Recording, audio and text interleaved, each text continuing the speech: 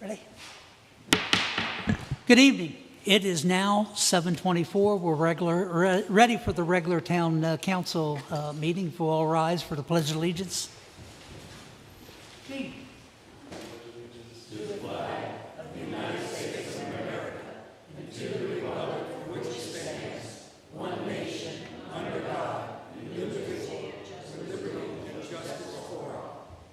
Pastor Neil. Eternal God, we thank you, God, for your love, your kindness, and mercy. We thank you, Lord, for allowing us to come here tonight. We ask you, God, to bless us, God, if we just do us town business, God, move by your Spirit. In Jesus' name we pray. Amen, amen. Amen. You can be seated.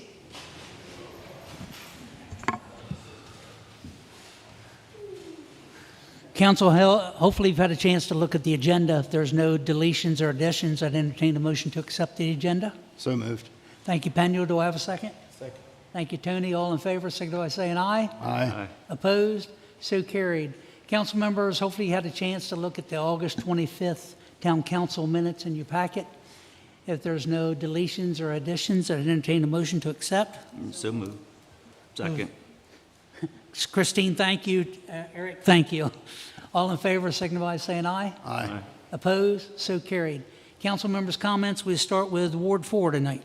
It's good seeing everyone here. That's all I've got. Thank you. Thank you, Pena. Ward 1. Thank you, everyone, for taking the time to be here tonight, whether you are online or whether you see this in posterity. Thank you for being part of this town. Thank you, Christine. Ward 2. Just glad to see everybody tonight. Thank you, Tony. Ward 3. Yeah, just welcome. Thank you, Eric. Moving forward, appointment of committee members. Now, we've got the two committees that we're looking to put together tonight. And the one is supportive housing and homelessness. It's a dual topic that needs some looking at. We all know there's a problem. We all need to get on the same page with it. But coming in here and just arguing that we don't like this, we don't like that, we need to get them out of here, that's not going to cut it. That's not going to cut it. So this group has some work to do. They've got to research the law. They've got to research the organization that's had the supportive housing and come back with some thoughts and ideas of what we can do to control this and get it underway. So what we're asking tonight is we're going to put everybody, we've got a problem with the two Wises. We're only going to like one of you. So you two decide which one you want to do. Eddie? All right, we'll take Eddie. So everybody will be on the committee, and Eddie Wise and Shelley, thank you for... if somebody drops out, we'll just do something, but we don't like two married people on the same committee, okay? So with that, we're going to put everybody on the committee, and we're going to give you 6 months to come up with solutions. But we want you to come back, what we say, 2 weeks, 3 weeks? We want you to have a meeting, right, is what we want to do. And you get your thoughts and ideas together about what you want, get your fingers wrapped around this, and what can be done, how you want us to move forward.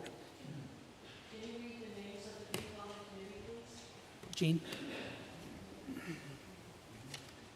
And they're in alphabetical order. John Barnby, Adam Bachowski, Linda Dennis, Tammy Hardy Kistler, Trish Hill, Janet Laws, Sharon Pritchard, Andrew Tern, Dennis Winsery, and Eddie Wise. I think we got a unique group. We got people with some education and some background in the homelessness and the recovery houses that we can get some thoughts and ideas together. And then after you have your meeting and get your thoughts and ideas about what you see going on and how you want to move forward, then we're going to have you come back and have a meeting with the council. So you can tell us what you found out, what your thoughts and ideas are as to what to do. And then we're going to give you our thoughts and ideas of the things that we see. Now, one thing that comes to mind that is a big problem, hearsay. What is hearsay? Hearsay is where I tell Gene something and Gene tells Penuel something and Penuel tells Mark something, and then Mark comes in and wants to testify that he heard this information, when in fact he heard it third or fourth handly. That's not going to get it. That's not going to get it. We have got to be, what I like to do, establish a timeline that on January 10th of 2025, this occurred, and it was witnessed by Bill West. February 18th, this occurred, and it was observed by Mark Rogers. I want a timeline of these things so we've got something that we can stand on with ground. So that's what we're looking at, is putting that together. Does that suit everybody that's name has been listed on this committee to do? All right, council, with that, I'd entertained a motion to form the first committee. So moved. Thank you, Panel. Second. Got a second? Second. Second, thank you, Eric. All in favor, signify by saying aye. Aye. Opposed? So carried. Moving forward, the next committee is American 250. We want to get Scott Thomas in here from the state, Southern Delaware Tourism, and he's got some thoughts and ideas and hopefully some money how we can make this town shine for 250 years. So I want to get him in here, but we need this committee to get started with thoughts and ideas of what we want to do. Do we want a parade? Do we want bands up on the circle all day? It's something that this committee needs to look at and decide what they want to do to promote Georgetown. So with that, Gene, you want to talk about the names? Committee members would be Mary Lou Barnby, Nancy Evans, Kitty O'Hara, Megan Palazzo, and Faye West. With that, council, is there a problem with either one of them people on that list? Oh, I do. I got a problem with that one over there. No. I'll remove myself from voting, being she's put in for the committee. Yeah, choose your battles there. Do what? Choose your battle. So if there's no inconsistencies, I'll entertain a motion to accept the 5 names on the American 250 committee. So moved. Thank you, Christine. Do I have a second? Second. Thank you, Tony. All in favor, signify by saying aye. Aye. Opposed? So carried.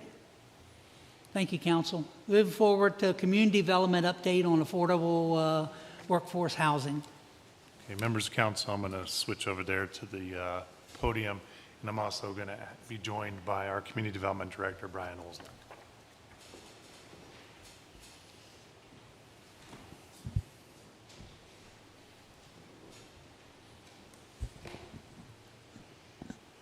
Okay, so this is a report back, and Brian, you can stand closer. So this is a report back on what Community Development Department has been doing with respect to affordable workhouse housing in the cottage community. So we wanted to tie it back to some documents that have meaning and some force of law for the town. So as part of your comprehensive plan, your requirement is to have housing goals and strategies. So if you pull up our comprehensive plan, which was adopted by the town council in 2021 and certified by the office of the governor, under section 1.1 under housing was to have areas where we afford a range of housing types, prices, densities, and various types of housings for senior citizens. 1.2 wanted us to promote additional housing that's affordable to the average Georgetown resident, recognizing the needs of various household types. 1.3 was a review of town ordinances, updating as needed to provide opportunities for new market rate and workforce housing through redevelopment and infill development. And then 1.9 was to consider amending the town code based on evaluation of those needs for greater flexibility for housing unit development. Now last year, as part of the 152nd General Assembly, there was an affordable housing production task force that was formed. It had representatives from the General Assembly, Office of the Governor, Delaware State Housing Authority, the 3 counties, selected municipalities, and they identified 5 objectives. Their second objective is implement local zoning reform. Now, I will tell you that the last 2 legislative sessions, the second half of the 152nd and the first of the 153rd, There was bills introduced to solve the housing problem for the municipalities from the state level.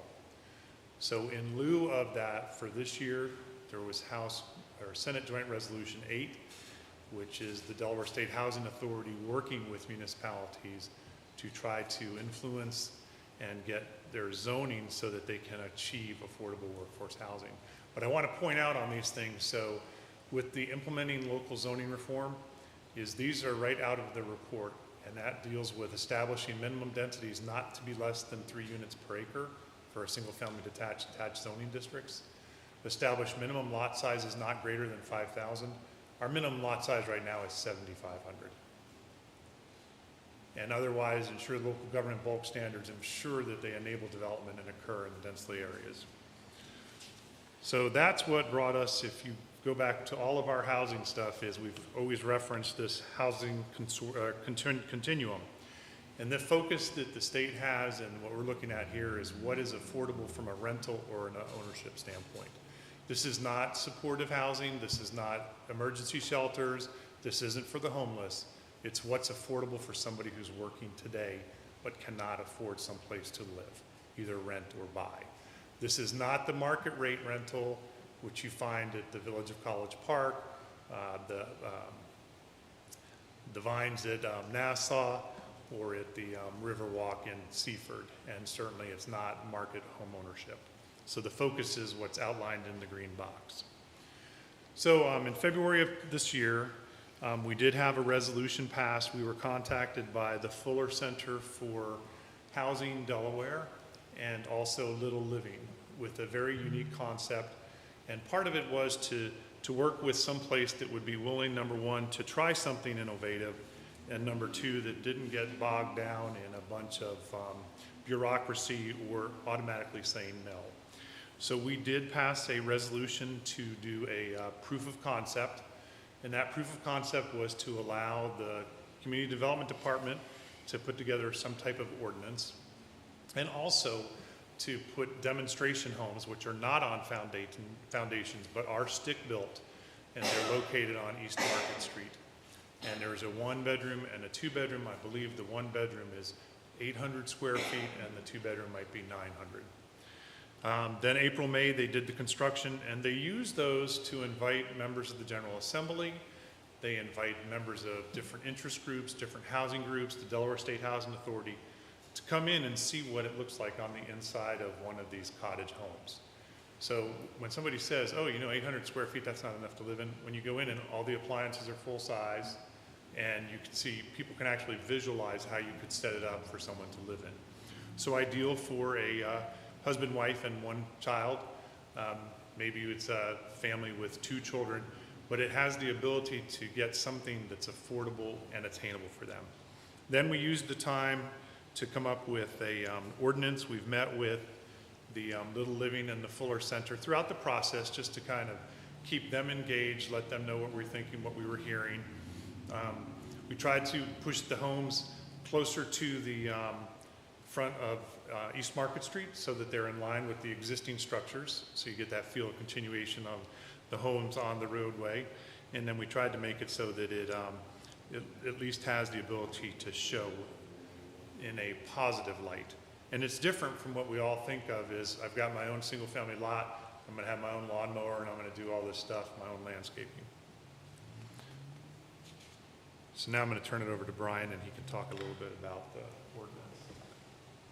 Sure. So this ordinance tries to encapsulate all the possible regulations that we would need to make one of these types of developments a reality. So it's the full suite of regulations. So we start with our definitions. We have to define what a cottage is, what open space is in that development. We have to identify the zoning district. So we're proposing that it be located in the UR1 district with lots over an acre in size.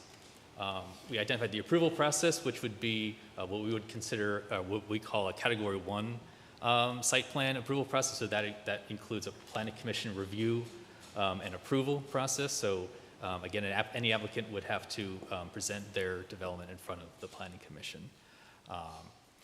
Moving on, there's also many design standards related to the buildings, how they're oriented on a lot, how they're actually oriented around local or common open spaces.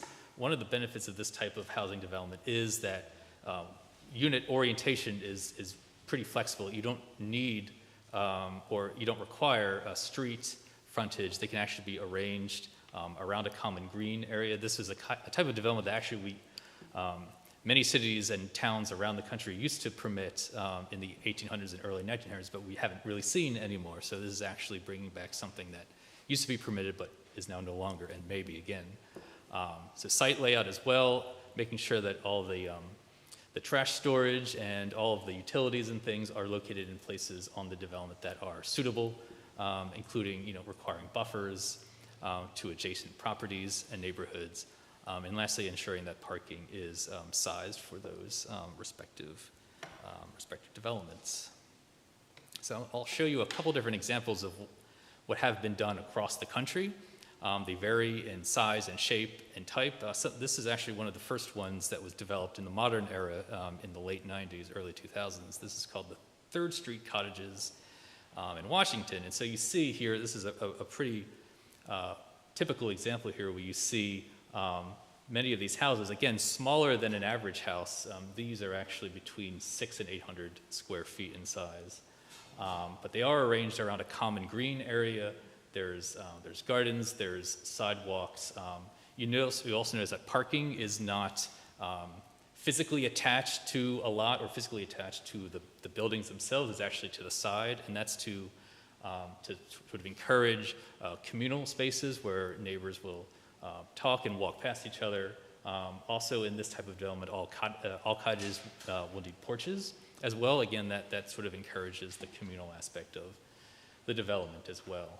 So again, it provides that flexibility that is needed to fit a smaller than average house on a lot, which again sort of decreases the overall cost of these types of units as well. So this is up there is the one that was built, the first one, and then the second one is actually a larger example, which is sort of cut off by the picture here, but you can see that there is, they frequently also incorporate larger open space concepts as well as a part of this design concept. The second one here is design. So I should have mentioned firstly that these are all for sale units. These are all individually owned by homeowners, and there's a homeowners association that manages the common spaces here. So both of these types would be permitted by the ordinance for sale and rentals in this example here. This is the Veterans Community Project in Longmont, Colorado. You'll also see that the units are actually smaller than you might have seen in the first one, but there is a common space located here. This is very early in the development of that property, so there isn't a lot of grass presently, but you will see that there are these common spaces. The units are arranged sort of alternating, facing each other and also facing the green as well. So it sort of creates tiny little clusters where members are able to, again, communicate and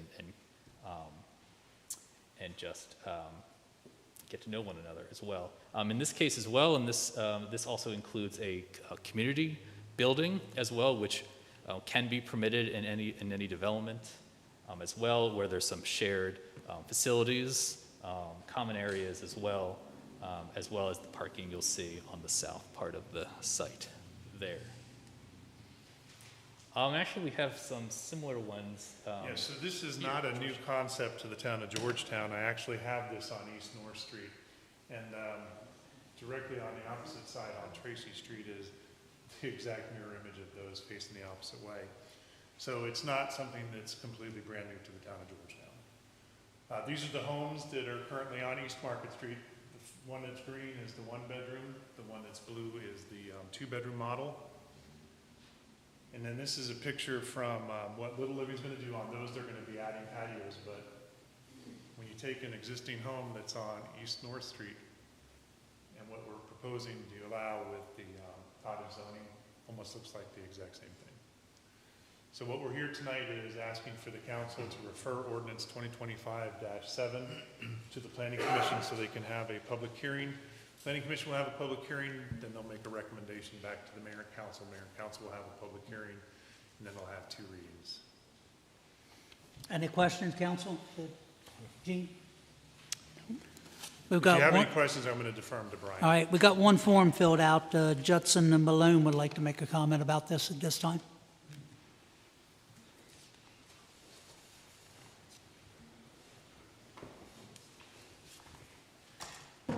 Well, first of all, congratulations. I've looked at, quickly so far, looked at the proposed resolution, and I think it goes a really long way to opening up a lot of opportunity to address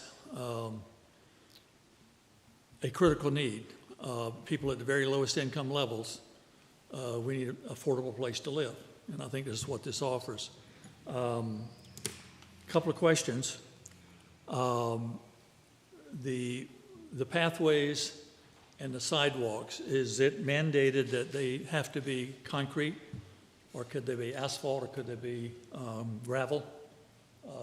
You may not want to answer that question, I'm just posing it right now. Because that would give us a lot of cost savings and flexibility if we're able to not have to go to the most expensive way to pave the sidewalks.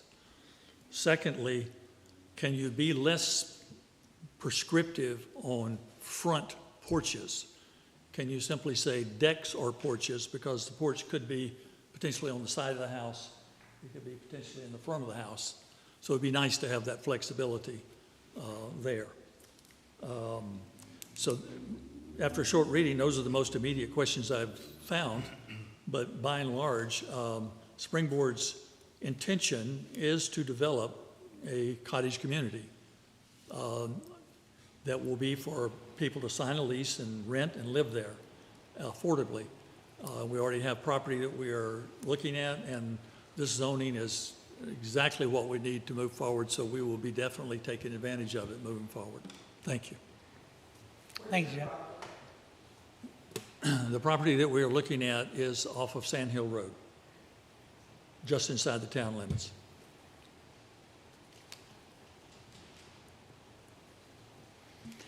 Anything, council? I Thank you got very much. a couple questions. Okay, I'm sorry. So this is only going to be on UR1, correct? That's correct, yes. So typically in the zoning districts, in our current zoning code, UR1 uses frequently are allowed in other zoning districts, but that's not the intent here. So this would only be allowed in UR1 and nowhere else. And I think, I mean, the planning is going to look at this, but I think the nicer the house looks, the nicer Georgetown's going to look.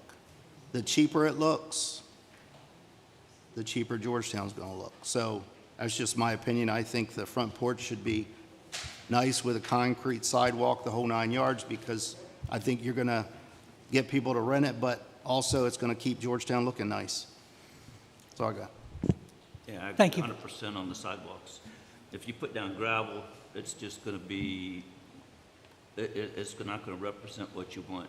For a community like this, needs to be concrete sidewalks so they have pride in actually walking down the sidewalk instead of, dragging their feet through the gravel.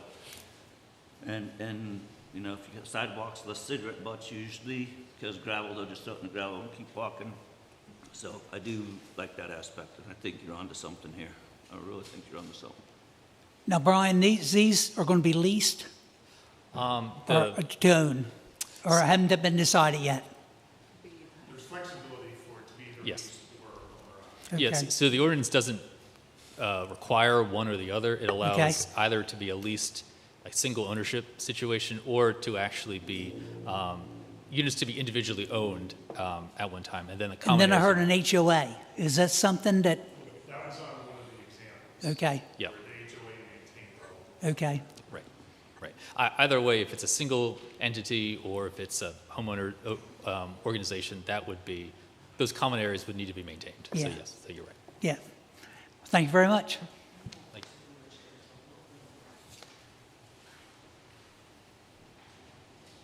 With that, council, we have to make a decision. We want to move forward with referring this to the Planning Commission to move forward. I make a motion. Thank you, Christine. Do I have a second? Second. Thank you, Eric. All in favor, signify by saying aye. Aye. Opposed? Roll call. Ward 1, Aye. Ward 2, Aye. Ward 3, Aye. Ward 4, and I'm an aye, 5-0. Thank you. So we're moving forward with that to go to the planning. Moving forward, departmental reports, Town Manager Gene DeVordick. Okay, members of council, a couple items. First is the Sussex County Family Court update. All of the general trades are currently working on punch list items. The sprinkler contractor is working on garage piping, and within the courthouse, they're working on punch list items. They have scheduled their inspections. The electrical inspection is scheduled for this week. Office of the State Fire Marshal will be there starting September 15th through the 22nd. Plumbing inspection is set for September 15th, and they have scheduled the town certificate of occupancy inspection as of on October 2nd. If anyone walks down there, they have removed the fence along East Market Street. You can now walk in front of the building on the brick sidewalk. The site contractor, the paving is complete both on the private access for the judges and select staff. South Race Street and West Pine Street have been repaved. South Race Street will remain closed until the CO inspection. And as I just alluded to, the fence removal is taking place. And then they're still shooting for an October 2025 opening. Pump station rehabilitation continues to move well. The Meadows and the Three Bells pump stations are complete, and currently in process is the health unit back behind the Adams State Service Center and the big park up in the area of the Presbyterian Church. Parsons Lane Trailhead and Parking Area, we did put out the invitation to bid. There is a pre-bid meeting set for September 10th, 9 a.m. here at Town Hall. That is not mandatory. Bids are due October 1st at 11 a.m. Fisher Road to Airport Road, which is a DelDOT project, it, according to their construction schedule, was to start between July and September of 2025 and to terminate or end at Airport Road between April and June of 2026. And they show a construction start date of October 2025. Salt barn at the Public Works Building, the walls and the floors have been poured, and they'll next be moving above the cement area into the main structure of the building. Upcoming events, the Police Accountability Committee will be meeting tomorrow evening, Tuesday, September 9th, 6 o'clock p.m. here at Town Hall. That'll be their first meeting. Planning Commission meeting will take place Wednesday, September 17th, 6 o'clock p.m. here at Town Hall. So usually this time of year we don't have a legislative update, but this year we don't want to let the General Assembly end. So the governor will be signing House Substitute 2 for House Bill 48, which deals with accessible parking spaces. This will impact all municipalities as well as the counties on sizing and inspections of parking spaces. And House Bill 67 dealing with removal of motor vehicles and various towing. They did have one bill that was vetoed, Senate Bill 75, which dealt with local control of retail marijuana stores. Two things to note there. One is the governor was very supportive of local control, especially when it comes to things related to zoning. And for the first time, we've heard that they want to consider sharing some of the tax revenues that the state gets in with the municipalities that allow retail marijuana stores, which I believe there's only one in Sussex County. And that's all I have, sir. Council, any questions, comments, Gene? Christine, Tony? None. No. Public comment. Gene, you want to do the correspondence? We did receive one piece of correspondence from the family of David Givens, thanking us for the flowers that were sent for Mr. Givens' funeral. Thank you very much. Now it's time to hear from our public. We welcome your comments, which are very important to us. Note that all comments are limited to 3 minutes. As a reminder, please go to the podium to comment. Please give your name, address, and address your remarks to the chair. Note that we will not be entering into dialogue at this time. The purpose of this agenda item is for you, the public, to inform us, the council, about your views. So at this time, I don't think anybody online, Kristen? No? Okay. Mic's open. Anybody wants to?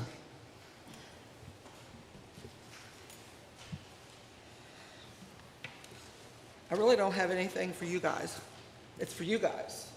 So somebody said, don't just come here and complain to, make your voice heard. So I want to tell you what I do, and maybe you can follow suit if you choose. So we take a lot of rides, and we take a lot of pictures. You can take any picture that you want and send it to Walgreens, and they'll develop it within an hour.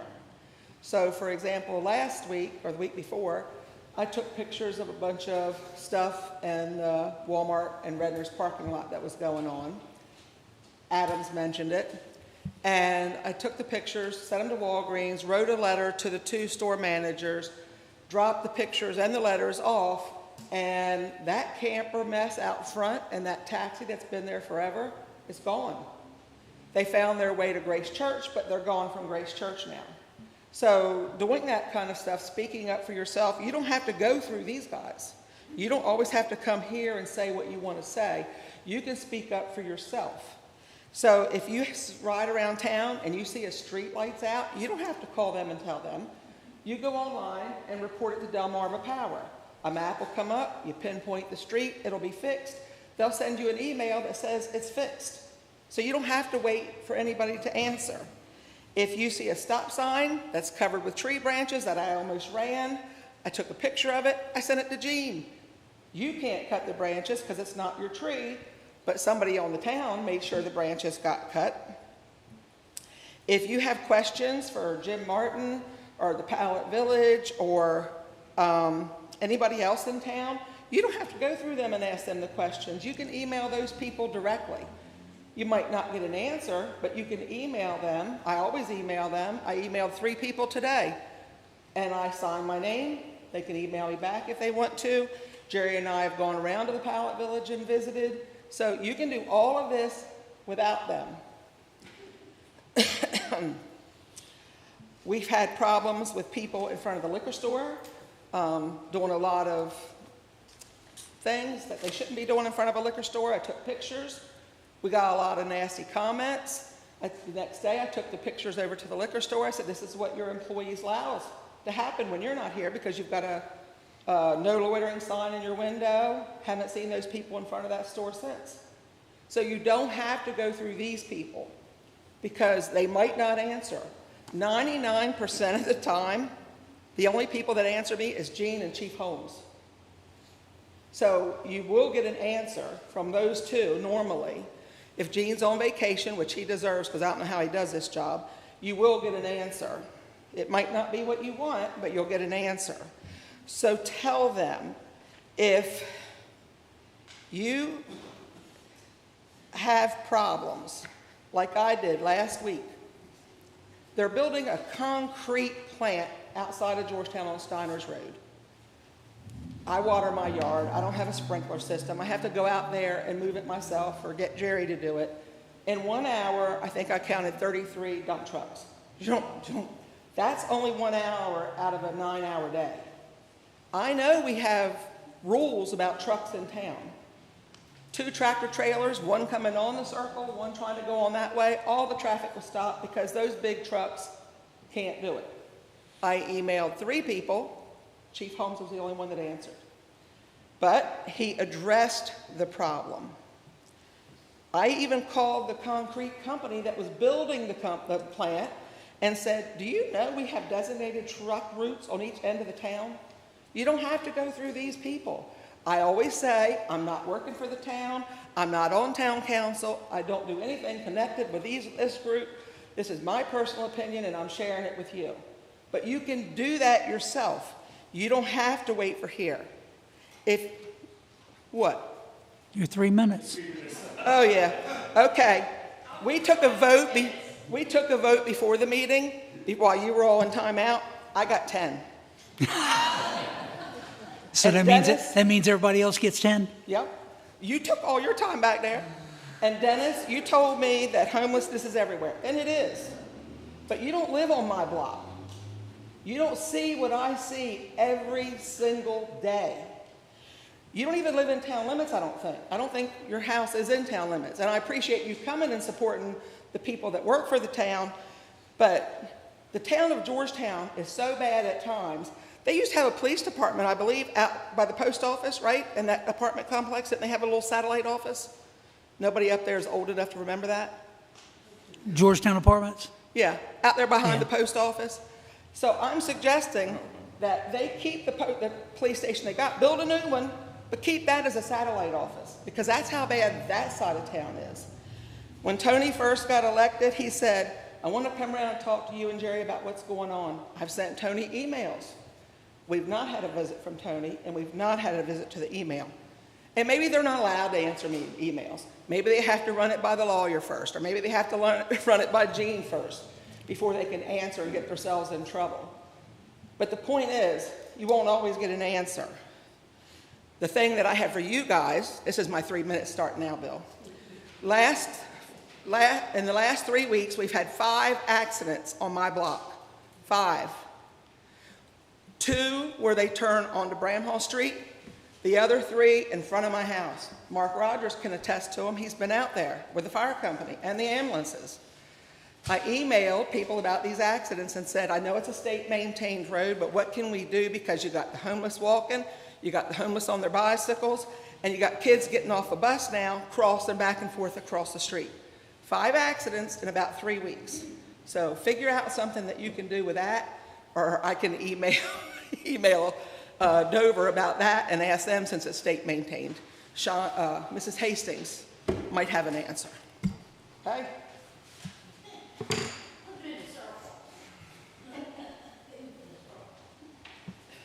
Sunny Gianni, 22512 Springfield Lane. I'm not in the city limits. I'm right outside the city limit. One good thing which I heard today after a long time, I've been harping about this affordable housing. Little living is a wonderful thing what you guys are doing in town, which is needed. I think after the Pallet Village, between the next 2 steps, this is a wonderful step. So if you guys can do anything to put it on a fast track, I mean, these 2 meetings and 3 hearings and first reading, shortcut some of the thing. If there is nobody's complaining, just let it go, make it fast. My second thing, there is a park in Georgetown. We got about 14 acres of green space. So we're going to be working on it. I don't know if Great Funds is going to give me anything or not, but we still have to move forward. There is a big open space, which I want to make some paths in there. I want to make some dog park thing. There's a little pond and all kind of good stuff we want to do. Anybody who has any interest in come and joining me, it's a 501c3, is going to be under is a nonprofit. Come and work with me. Hopefully we can leave a green space for Georgetown, Central Park for Georgetown. That's all I got to say. Thank you, Sonny. Oh, by the way, today I was coming on 113 going southbound, and on my green light to make a left turn at this guy on his bicycle, I'm at the last one trying to make that turn at about 30 miles an hour. This guy is going on his bicycle, just moseying around. Not much you can do about it.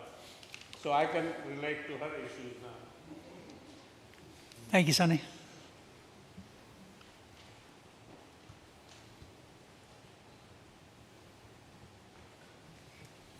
Shelley Wise, Old Park Avenue. I'm going to kind of piggyback on what Maria said. That's good to know that you can take pictures and do that. Since the last meeting, we've been going out pretty much every day walking. We walk Douglas, we walk Ray Street, we walk Pepper Street, Depot, we hit all of them. We don't engage with anybody, we just kind of walk. I also do not like hearsay. So I will go out and look for myself, and I will talk to people, and I'll listen. The stuff that's going on is bad, so I'm right there with you. And I appreciate when people come up here and talk. I'm in town, but I'm on the outskirts of it, so I really don't see it. But when you've lived in this town and grown up in this town and seen how it is, and then you come in town and you walk around and you see it, it is awful. It's awful. I know no one wants us to complain about anything, and I don't want to complain. I'd love to come up here and just blow sunshine all out on everybody. But it's hard to do that when you're seeing where you grew up look the way it does. And I think we're all on the same page, and maybe we're not going to argue about it. If we all work together and fix it, that's great. But I've been walking through the circle every day, Friday night, and he was right out here when we left. He was sleeping on the bench Friday night, all day Saturday, Saturday night, all day Sunday, Sunday night, urinating out there around the tree. So the arts and flowers ladies, you might not have to worry about water now. You might not have to be worried about fertilizing it either, if what I think is going on out there. And he came across and stood underneath Charlie's while it rained. And he saw us watching him. And we took pictures of him too. You know, I'm kind of doing the same thing. I just want it safe. I want people to be able to walk around. needles, everything. We're seeing all of it. We walk, I'm going to show that I'm not afraid to walk around this town. I'm not going to engage and say anything, but we need to take back Georgetown. That's all it is. We want it the way it was. My dad, before he passed, all he wanted to do would be back in good old Georgetown. It's not good old Georgetown anymore, not the way we know it. And unless you're in town and seeing it and having to pick it up, and I don't have to do that. I can appreciate what they're going through. Judy, Bunny, you all see this looking out your window. I don't see it. But I wanted to come in and learn about it, so I'm right there with you now. Thank you. Thank you, Shelley.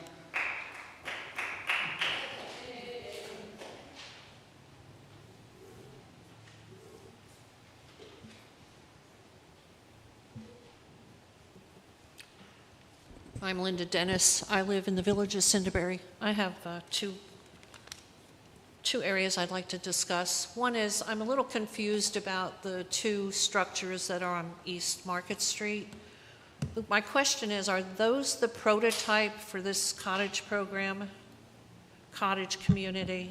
So they were placed there as part of the ability for Little Living to bring folks in and see what a cottage home looks like. So that's why it's stick-built 1 and 2 bedroom. Well, I have to agree with a comment that Peniel made about there is no aesthetic value in those properties. And I would hope that in this new ordinance that there's some design standards that are addressed. There's no reason why affordable housing has to look like that. You can go to any shed manufacturer and see these beautiful sheds that could be retrofitted to be a beautiful little home. Those are reprehensible in plain English. They're terrible. And I'm all in favor of the concept, but this design is self-defeating. I think it's just going to be a disaster, frankly. So I'd like to see the design standards tightened. I'd like to see there's some aesthetic value. I agree with the issue of paving the sidewalks with concrete. I think that's going to go a long way with preserving the actual integrity of the community. I want to ask Jean if you can, this is a different subject, if you can provide the Housing Committee with the former report that was done in 2012, that's a good place for us to start our conversations. I was the chairperson of that committee. Although it's 13 years old now, it has some basic guidelines and framework that we can work from. So if you can provide that to us at the first meeting, I would really appreciate it. Thank you. Thank you, Linda. You're welcome. Anybody else?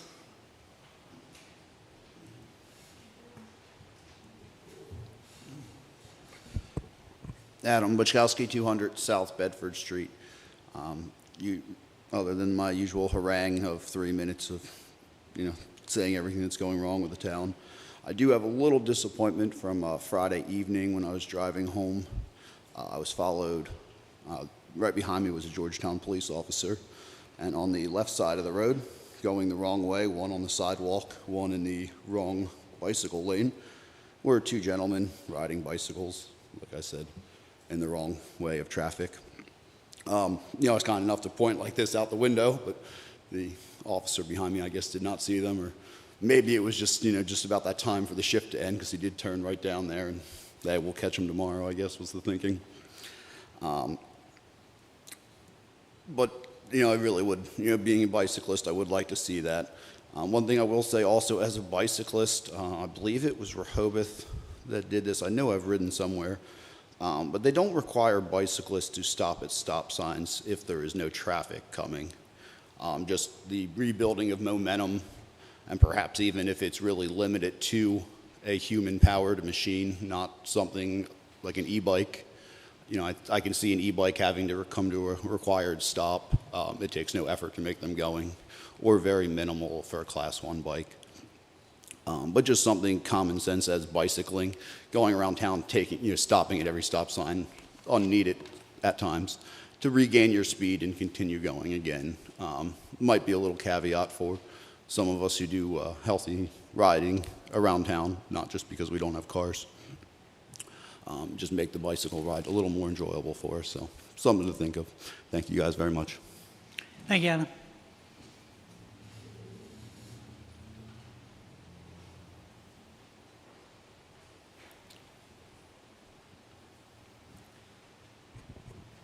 Eddie Wise, Old Park Avenue. You know, Maria, you're right. We can do things ourselves, and we should, but there are some things that we can't do ourselves. Gene, if you can send or put the link for the code enforcement officers up on the website for an email or something, so we can send them pictures instead of sending them to you, that would be great. I sent you some pictures the other day.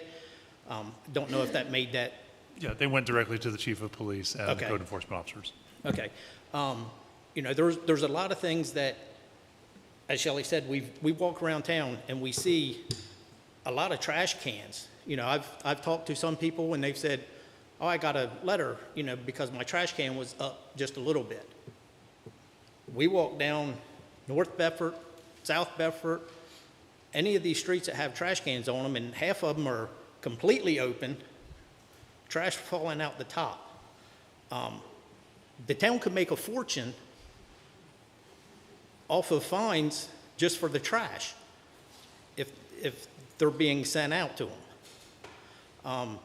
You know, and as Shelley said, you know, seeing people around town, I don't know how many of you know it.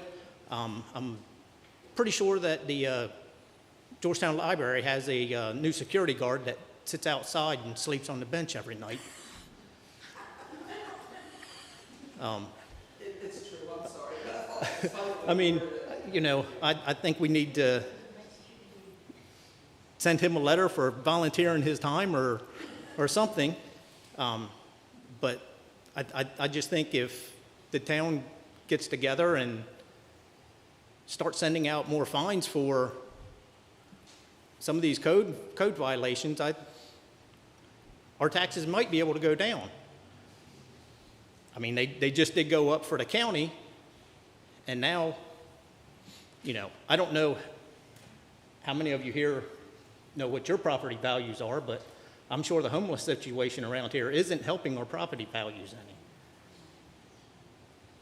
I mean, I don't want anybody cold or homeless, but when they don't help themselves, why should we keep helping them if they're not going to help themselves? Thank you. Thank you, Eddie. Hi, Tammy Hardy Kessler, James Street. I'm glad someone said something regarding the people bicycling the opposite direction. My husband was attacked on his bike with water bombs, and we don't know what it was motivated by, but that's the reason why we've started riding the opposite direction, because we don't know what the motivation is. We reported it to the police department and everything, but you know, when you see people in certain areas go the opposite direction, it's maybe because they've been hit by water bottles while they were riding. And thank God we're we use have helmets when we ride around town. The other thing I wanted to address was, I understand affordability and everything, but when they're saying $900 to $1,100, only 30% of your income is really supposed to go towards housing. An individual will have to make at least $20 an hour, if not more, to be able to be in that 30% threshold. I did actually go inside the two Market Street buildings. Outside, yes, you know, there needs to be some reworking. But when you go in, they're really nice places to live in if you're in a situation where you cannot afford 1,500 to 2,000 square feet. This 2-bedroom is nice for maybe a family of 4 max. The 1-bedroom, maybe 2 people. But I don't know how many people in here, could I get a count of people who have actually went and looked inside the buildings? They're open. They're open. You just go there during the daytime when it's open. I didn't have any problems. And I went about 2 months ago. We'll get up with the manufacturer and see if he can't schedule an open house again, and we'll get it out to everybody. You'll be surprised looking at them, okay? We'll do that. Especially the 2-story one is nice.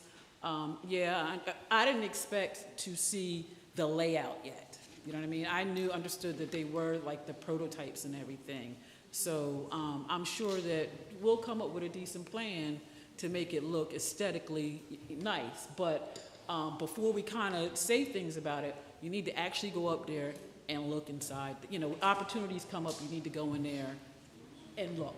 You know what I mean? Because you never know, one of your family members may need that property, one of Yep. those properties. And again, like I said, you know, you need to be making at least about $20 an hour in order to afford that. So I thought that it was like 9 and 1,000 or 8 and 1,000. I didn't know that it was 9 and 1,100. You know, that 1,100 mark, you're starting to push into regular market in this area. You know, in Philadelphia, I have a property up in Philadelphia, market affordability, I mean, like, it's ridiculous how much, you know, they're talking. Yeah. But 30% is really what you know, all of us, when, you know, when you bought your house, you know, 30% is what they're looking for you to pay towards that, and it still might not be affordable. You know what I mean? That's all I had to say. Thank you, Tammy.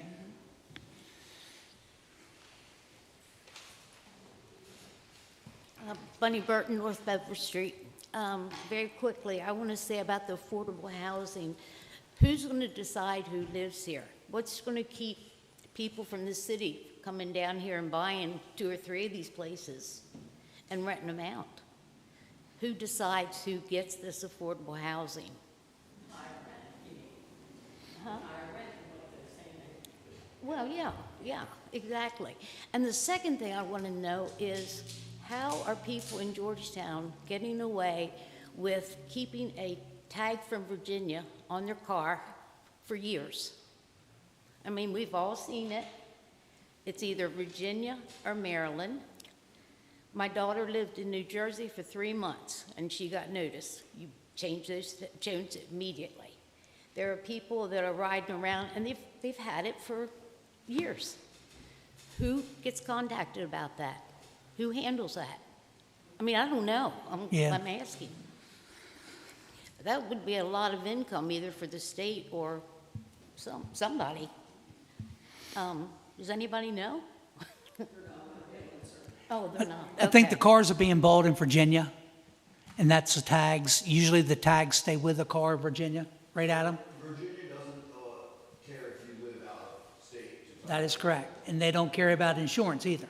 So if you go down there and buy a car with Virginia tags, and you come up here and you use it in Delaware, but the thing that I think is important, if our police officers are riding around, they see these cars at the houses, and they see them continuously there, then they know that that person from Virginia is living in Delaware.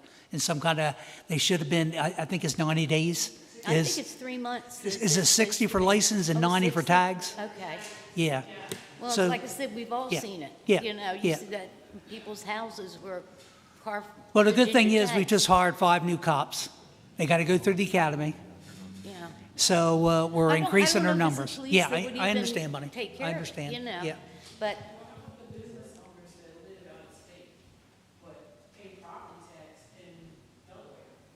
I'm sorry, I didn't hear you. How about the business owners that they have dual live here? Oh, yeah. But they're paying property taxes here. Yeah, I mean, in that case, I don't have a problem with Yeah. it. It's people that, like I said, have lived here for years. And Again, it could be property, it could be business owners in your town, but live elsewhere. Yeah. And live between, you know, what I mean, if you aggravate the property owner, you know, the business owner, he's gonna take his business and gonna take, you know, sell the property. So now you're using 2 sources of revenue. I think that would be 1 in 100. You know, I think that would be 1 in 100. I think that the ones that we say are not 50%, you know. All right, we can have these conversations at the end of the night if we want to continue them, okay? One thing that has come to my mind sitting here, and I was with Jay Owens the other day at an event. And I said, Jay, I need a favor. And this goes off of Judy Hill's thing about the children at the Classic Motel. We got 5 families with 10 to 12 kids at the Classic Motel. They shouldn't be there. That's where I think these tiny houses, because they're paying, I'd say $500-600 a week to live in the hotel, that they could live in one of these tiny houses to raise their children. And they give their children a lot better education and well-being than would it be at that classic motel. So the money from Health and Human Services, from Department of Human Services, whatever it's called, and the donations from churches don't pay their rent?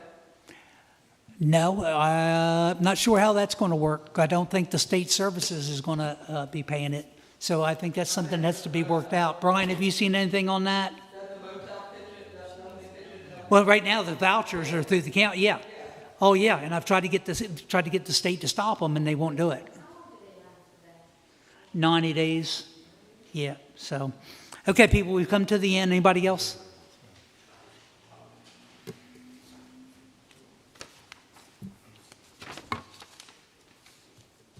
Dennis Winsenreed, 23365 Park Avenue in Georgetown. Just say I do spend quite a bit of time in town, and I see a lot of the problems going on. Matter of fact, I had two people cut in front of me in the middle of the night on bicycles right in front of your house. I haven't seen her solicit. Yeah. Yeah, I have, and I agree it is a problem. It is a problem. Have you seen And I've seen it. 50 people or plus walking down to the Shepherd's carrying back? Yep. 4 bags at a time? Yes, I have. Standing at the corner of the liquor store. All right, Dennis, go ahead and finish your comment. We can Yeah. talk about this later. Okay. Anyhow, as far as the affordable housing goes, there are usually in place certain qualifications that have to be met. The other thing I did want to say is I wanted to say thank you very much to Georgetown Fire Department for stepping up at the last minute and hosting the Relay for Life American Cancer Society due to the weather. It was a wonderful event, and I really appreciate all that the fire department did to accommodate them. Great job, guys. Thank you very much. That's all I have to say. We'll talk later. Thank you, Dennis. Anybody else at this time? Well, stay here and talk afterwards, people. You don't have to go home, okay? All right, with that, we've come to the point where I'm asking for a motion to adjourn. So moved. Thank you, Pena. Do I have a second?